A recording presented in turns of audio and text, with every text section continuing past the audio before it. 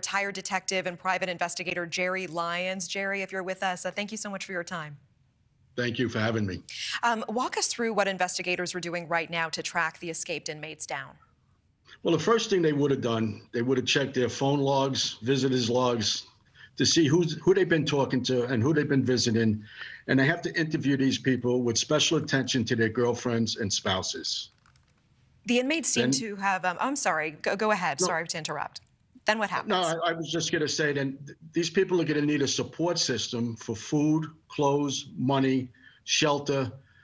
And the only people, these are going to come from friends and family of these people. And these people, the friends and family, have to be watched very closely by law enforcement. Right.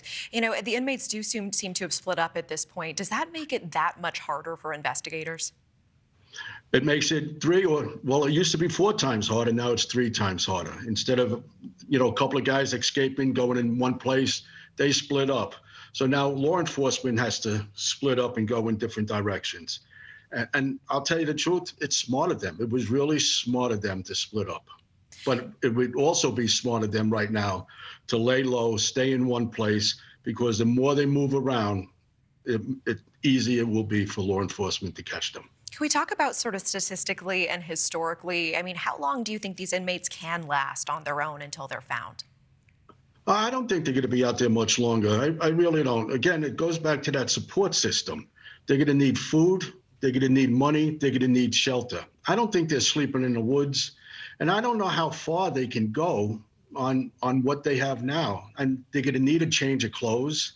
So I really don't think they're going to be out there much longer. But what the public has to watch out for, we can tell by Arrington, these people are very dangerous.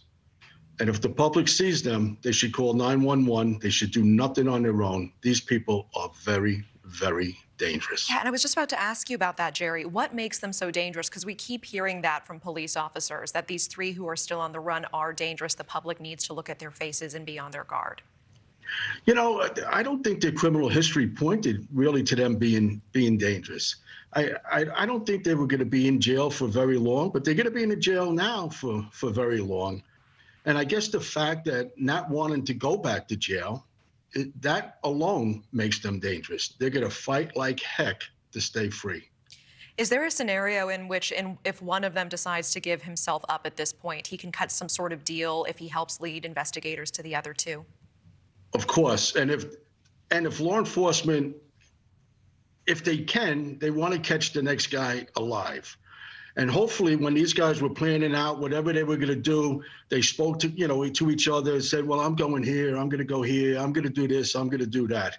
So if they could catch the next one alive, he may have information that will help him with a deal, because he's going to need a deal now for less time. But he may then give more information to help them catch the other 2. Okay. Jerry Lyons, appreciate the context and time. Thanks so much for joining us.